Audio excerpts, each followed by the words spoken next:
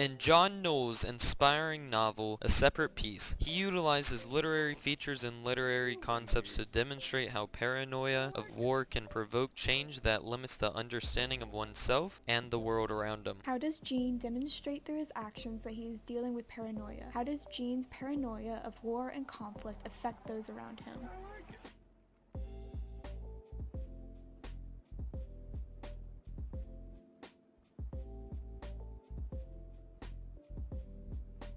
When Gene was confessing to have caused Finney's broken leg while he was visiting him in the hospital, the author applies characterization to express how Gene fears conflict between his friendship with Finney. After Gene screams and pleads he was the cause of Finney's broken leg, he describes it to be a deeper injury than what he had done before. In How to Read Literature Like a Professor, Finney's injury would be considered symbolic that is accomplished by war. Through Gene and Finney's rivalry, after Gene regrets what he says, he decided it was worse for Finney to know it. He had to take it back. This truly foreshadows Gene's character throughout the rest of the novel and on how he avoids conflict at all costs with Finney. It's through the blind devotion that he begins to lose himself and is consumed by Finney's existence and the influence he has on Gene's life. The author utilizes visual imagery to develop Gene's fear of war. In this scene, Gene wanted no more sport because of how the environment of sports is similar to war. In How to Read Literature Like a Professor, Thomas Foster proclaims authors rarely introduce violence unless it is to emphasize physiological dilemmas. Gene compares football players tackling to crushing the life out of each other, boxers fighting like combat to the death, and tennis balls to bullets. Knowles manipulates the aggression and sheer violence in athletics in order to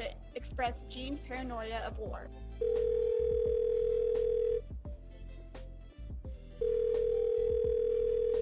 John Knoles applies man versus man and man versus self internal conflict to illustrate Gene's guilt of starting a war between himself and Finney. After Finney proclaims that if I can't play sports, you're gonna play them for me, Gene begins to believe his purpose from the beginning is to become a part of Phineas. It is ironic that despite how opposite Gene and Finney are, Gene views them as one. It is mentioned in How to Read Literature Like a Professor that irony trumps everything, meaning that the irony of Gene and Finney's polar opposite personalities that build the story for what it is. Gene's fear of losing Finney due to his impulse action of jouncing the limb of the tree is consuming him to the point that he believes Finney's pain is his own because he is the one responsible for Finney's inquiry. When Finney, Gene, and Lepper were watching the Ski Troop film, the author manipulates personification to establish Lepper's wish to join the Ski Troops in order to avoid being forced on the battlefield. After watching the film, Gene describes the clean response to war as gliding straight through Lepper's Vermont heart. Lepper's fear of the war is implied before he enlisted through his fear of conflict in general. Lepper goes out of his way to avoid conflict at all costs, which is the reason he loved the Ski Troops so much. After he escaped, Lepper was seen as crazy and a psycho,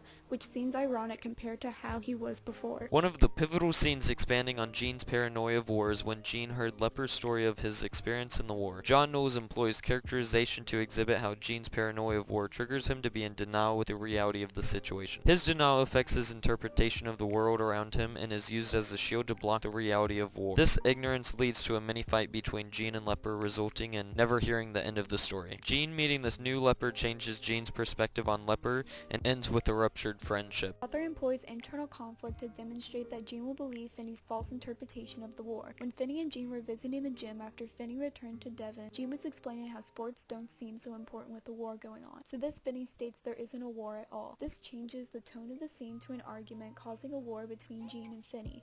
Finney completely disregards Gene's thoughts of the war and convinces him that the war is due to fat old Mitch. Gene then unconsciously believes Finney due to the fact that he cannot understand the war, for he has his own war of rivalry and competition in his head. This scene of Finney confessing he knew the war was real all along is a parallel scene to the previous one. It is meant to foreshadow the complexity of Finney's character and how he is dynamic while Gene is unable to understand him due to his paranoia. The author utilizes the concept of an untrustworthy narrator to emphasize how Gene's paranoia of war gave the audience as well as himself a false interpretation of the war. Due to how the novel was written in first perspective, specifically Gene's perspective, it affects the audience's take on the story itself. Readers can't help but emphasize with Gene because he is the protagonist. Gene being able to manipulate the reader's experience influences the story as a whole. It is only when Finney states that he knew the war was real all along that the audience begins to question Gene's character.